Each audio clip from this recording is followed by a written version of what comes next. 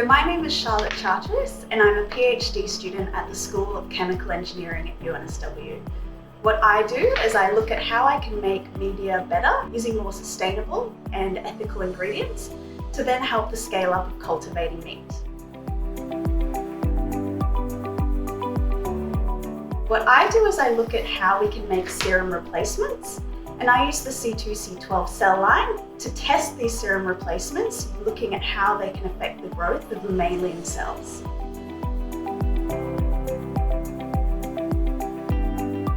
The DCI is a valuable part of our lab.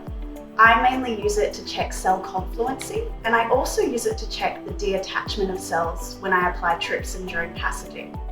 I use it almost every day when I'm doing my experimental work.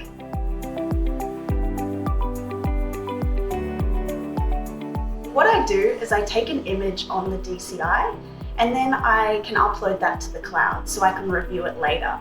So it's a great way for me to be able to instantly check cell confluency and detachment, and then later on I can check that everything is going okay as well.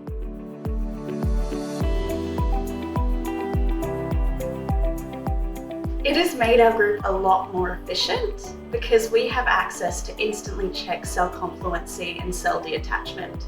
And we also have access to uploading images to the cloud and then reviewing them later, which means that we have better management of our documentation and we can review things remotely whenever we would like.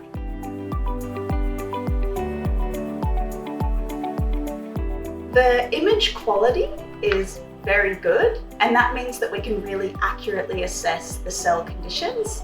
It's also very convenient. Being able to look at images remotely using the cloud means that we can do it whenever we want.